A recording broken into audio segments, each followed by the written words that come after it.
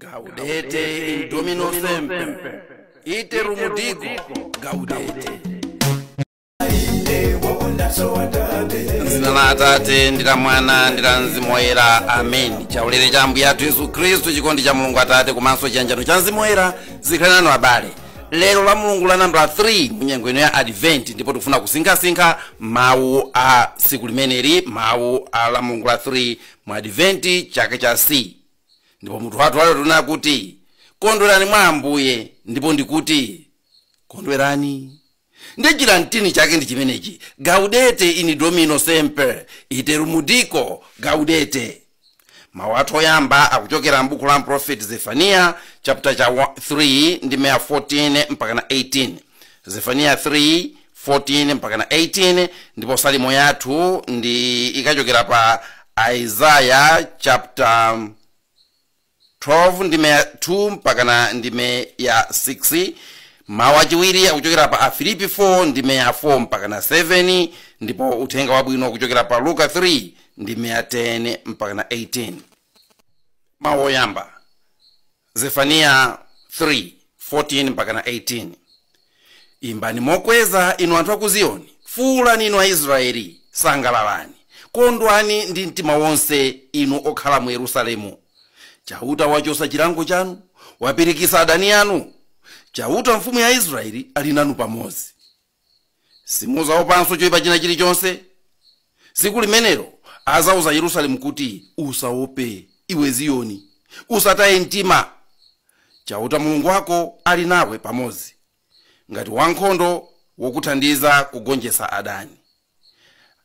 Azasangalala ndi chimwemwe chifukwa cha iwe, azakubwezera mchikondi chake, azakondwera nawe poimba nyimbo za chimwemwe monga pa masiku a chikondwerero. Ndizakuchosera soka limene lingokuvutisa ndi kukunyozesa. Mawu a Ambuye, tithokoze Mulungu. Mawu achiwiri Afilipi 4 ndi verse 4 mpaka na 7. Abale, muzikondwa mwa Ambuye nthawi zonse. Ndikubwerezanso kuti muzikondwa. Kufasa kwanu kuzioneka pamaso pa anthu onse. Ambuyetu ali pafupi. Musade nkhawa ndi kanthu kalikonse, koma mapemphero anu onse muzipempha Mulungu zimene zikukusowani, ndipo nthawi zonse muzipemphe ndi mtima oyamika. Pamenepo mtendere wochokera kwa Mulungu, umene uli wopitirira nzeru zonse za anthu, uzasunga bwino mitima yanu ndi maganizo anu mwa Khristu Yesu. Mawu a Ambuye, tithokoze Mulungu. Uthenga wabwino Luka 3 ndi verse 10 mpaka na 18. Pamenepo anthu aja adamfunsa Yohane kuti, "Sono ife tizichita zabwino zanji?" Iye anati, "Amene ali ndi mwinjiro iwiri apase konzake amene alibe, ndipo amene ali nacho chakudya achitenso chimozimozi." Kunabweranso okhomesa msonkho kuti Yohane awabatize. Iwo anafunsa kuti, "Aphunzitsi, kodi ife tizichita zabwino zanji?" Iye adati, "Musamakhomese msonkho moonjezera pa zimene adakulamulani." Asilikali omwe anafunsa kuti, "Nanga ifeyo tizichita zabwino zanji?" Iye anati, "Musamalanda za munthu aliyense pakuopseza kapena kunamizira. Muzikhutira ndi malipiro anu." Chiyembekezo cha anthu chinayamba kukula, ndipo onse ankaganiza kuti Yohane kapena ndiye mpulumutsi wolonjezedwa uja. Sono Yohaneyo ankauza onse kuti, "Ine ndimakubatizani ndi madzi, koma akubwera wina woposa ine, ameneyo ine ndine wosayenera ngakhale kumasula zingwe za nsapato zake. Iyeyo azakubatizani mwa Mzimu Woyera ndiponso m'moto. Chopetera chake chili m'manja kuti apete tirigu wake. Sono azathira tirigu mu nkhokwe, koma mankhusu azawatentha m'moto osazima." Yohane ankalalikira anthu uthenga wabwino powalangiza motero, ndiponso mwa njira zina zambiri. Uthenga wa Ambuye. Ulemu kwa inu Ambuye Yesu Khristu. Ndabwera abale ndi zina. Ndifuna kuti wina amutche mwana ake basi. Amene angazipereke kuti akakhala ndi mwana pakati apa, amutche mwanayo zina limenelo. Gaudete. Ndani amene angazipereke? Amutche mwana ake Gaudete. Inuyo munayamba mwaonapo munthu ooneka wachimwemwe nthawi zonse? Munayamba mwaonapo munthu osakhumudwa? Munayamba mwakhalapo ndi munthu ndi kumadabwa kuti koma inuyo mavuto muli nawo? Koma pitani kwawo ndi kukapeza kuti ali ndi ma 50 kg amavuto azaza nyumba monsemo. Lero ndi la Mulungu lachitatu mu nyengo ya Advent, ndipo limatchedwa Gaudete Sunday. Gaudete ndi liwu la Chilatini lotanthauza kuti sangalalani. Ndi la Mulungu limene likubwera pakati pa Advent. Tapita week 1, 2, 3 Gaudete kwa sala 4 uko. Chinthu chimodzi chimene nyengo ya Lenti imayimirira ndi nkhawa. N'chifukwa chake timavala pepo. Lenti imayimirira nkhawa. Chimodzi mwa izo chimene Lenti imayimirira ndi nkhawa. Chimodzi chimene mayi oyembekezera amakhala nacho ndi nkhawa. Mwana wanga abadwa bwanji? Kodi akhala wotani? Kodi ndidusa bwanji mu nyengo zimenezi? Nanje akakhala kuti kubereka kumene koko nkoyamba, nkhawa zimakhalatho. Haya ndimamva kuti kubereka kumapweteka. Kodi ine ndizakwanisa? Ndimamva kuti anthu amalira. Kuti kweneyo zizandichitikira nane ndizamva kupweteka kuti mpaka nakumalira. Choncho nyengo ino ya Advent tikufunanso kuyenda nanu limodzi azimayi nonse amene muli oyembekezera. Tiyende nanu mu nyengo ino ya Advent. Nkhawa zimene mukudusamo lero tipemphere kuti Advent ikuthandizeni. Tsopano ngati Advent ili nthawi ya nkhawa, lero Mulungu akutiphunzitsa mu la Mulungu lachitatu lino kuti likubwera la Mulungu lachitatuli ngati la Mulungu lopezeka pakati pa nkhawa. La Mulungu lopezeka pakati pa nkhawa. Lero ndi la Mulungu lachitatu. Ndiye pakati pa nkhawapo ngati pano tikumva mawu onena kuti kondwerani. Ndafuna muone chimenecho abale. Kuti ngati Advent yonse ikumirira nthawi ya nkhawa, mkati mwa Advent mwapezeka la Mulungu lachitatu limene likubwera ndi uthenga onena kuti kondwerani. Nkhawa pachikani, osadandaula. Nihil solicit sitis. Osada nkhawa ndi chilichonse, osadandaula chilichonse. Kodi chimwemwe nkubwera pakati pa nkhawa? Kodi pakati pa nkhawa pangakhalenso chomwe tulirisa? Ambuye akutero. Akuti nzotheka. Nihil solicit sitis. Osada nkhawa, osadera nkhawa china chilichonse. Lero ndafuna kuti ndilipereke ngati tsiku la Mayi Mariya. N'chifukwa chake ndaphatikiza monso amayi onse amene mukuyembekezera. Tikudziwa kuti mu Advent muno ndi kuti Mayi Mariya akuyembekezera. Pa Christmas mwana abadwa. Ndiye ndifuna kuti la Mulungu la lero timuyike monso Mariya. Naye timpase uthenga omwewo, Mayi Mariya, Nihil solicit sitis. Osadandaula kalikonse, osada nkhawa pachikani. Ndiphatikize ponso nonse amene pa zifukwa zosiyanasiyana mukudusa mu nkhawa. Lero akuti mako kubwera cyclone Chido. Nonsenso amene muli ndi nkhawa, muli mkati mwa nkhawa za Chido ameneyi, zikukwinyizeni mu gulu lomwe la Mayi Mariya, ndipo tiye ndipemphe uneneri wake. Nanunso uthenga ndi omwewo, osadandaula china chilichonse. Nthawi ya leba sinakwane, koma tikufuna Mariya amve uthenga umenewu. Kondwani, mukondweho Mariya, mukondweho Mariya, haleluya.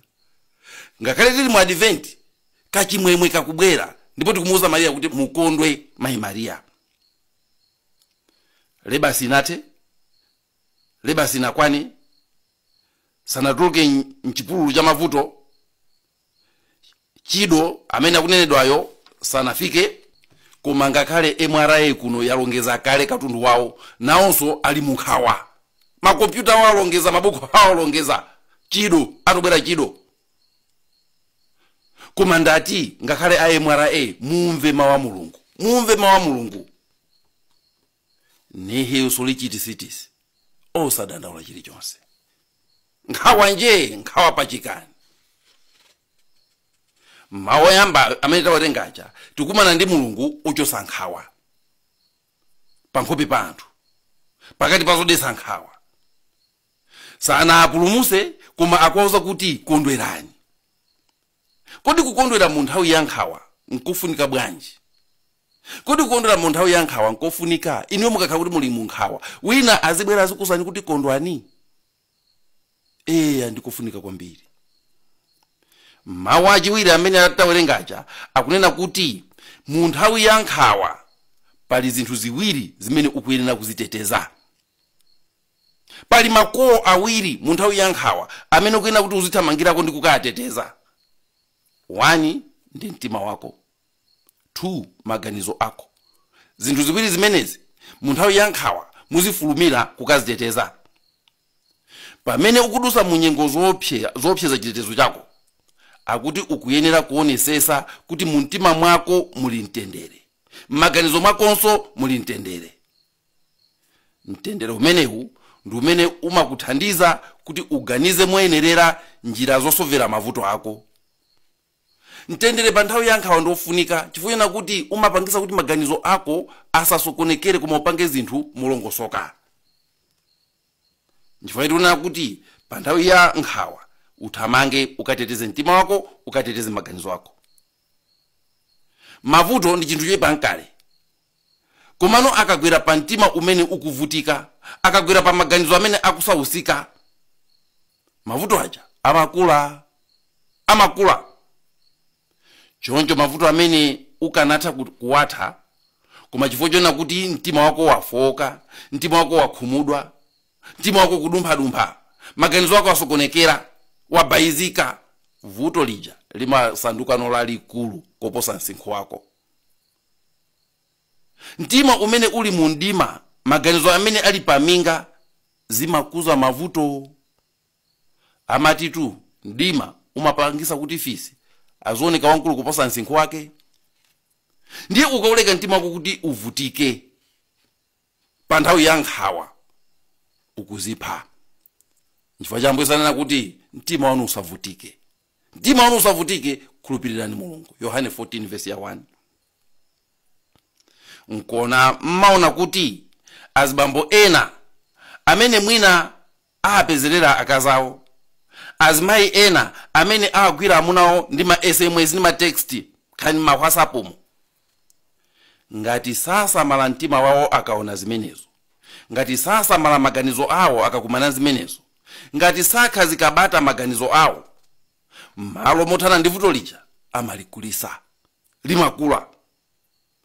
Vuto linalipo linali la ma text, koma chifukwa kuti mtima wako mtendere wauchosamo suna kauteteze, mtima wako uja umalikuza no vuto lija ndikuzapanga kuti pabwerano vuto la kutha kwa banja lija ndikumavuta ndikutha.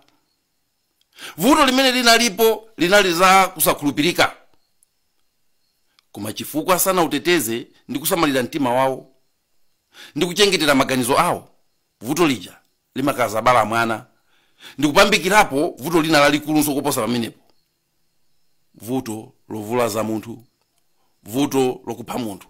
Napsha mtima kwambiri ndinaona kuti chibuzi chibula ningochipha.